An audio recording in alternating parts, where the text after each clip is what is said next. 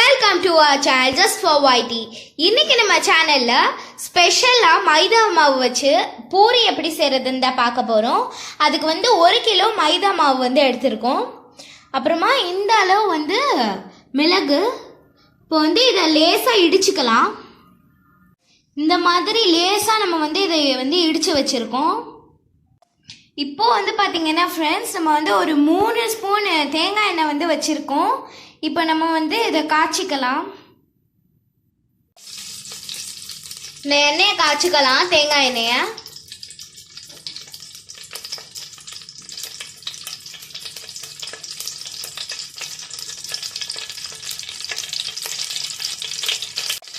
இது ஓரளவுக்கு காஞ்சதும் நம்ம தட்டி வச்சிருக்க மிளகை போட்டுக்கலாம்.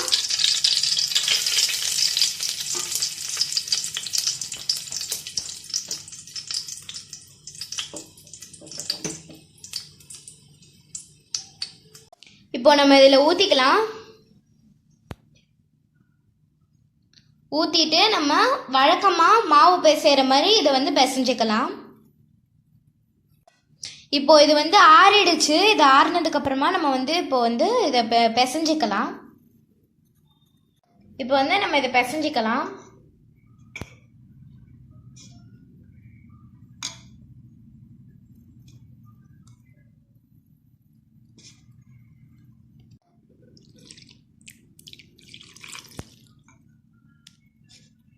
இதை நம்ம எல்லாம் நல்லா பிசைஞ்சிக்கலாம், பூரி மாவு மாதிரி. இப்போ இதை நம்ம நல்லா பிசைஞ்சாச்சு. இப்போ இதை நம்ம எப்போதும் பூரி அழுத்துற மாதிரி நல்லா அழுத்தி இதை நம்ம சுட்டெடுக்கலாம். அழுத்தி வச்சுருக்கேன். இப்போது இதை பொரிச்சிக்கலாம்.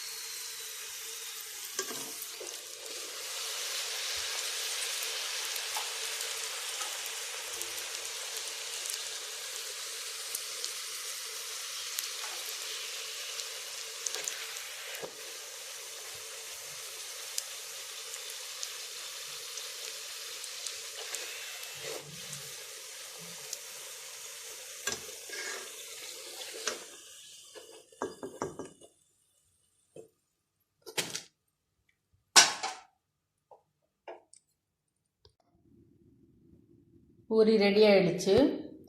இந்த பூரி நல்லா சாஃப்டாக நல்லா இருக்கும். பூரி கிழங்கு ரெசிபி பிடிச்சிருந்தா லைக் பண்ணுங்கள், ஷேர் பண்ணுங்கள், சப்ஸ்கிரைப் பண்ணுங்கள்.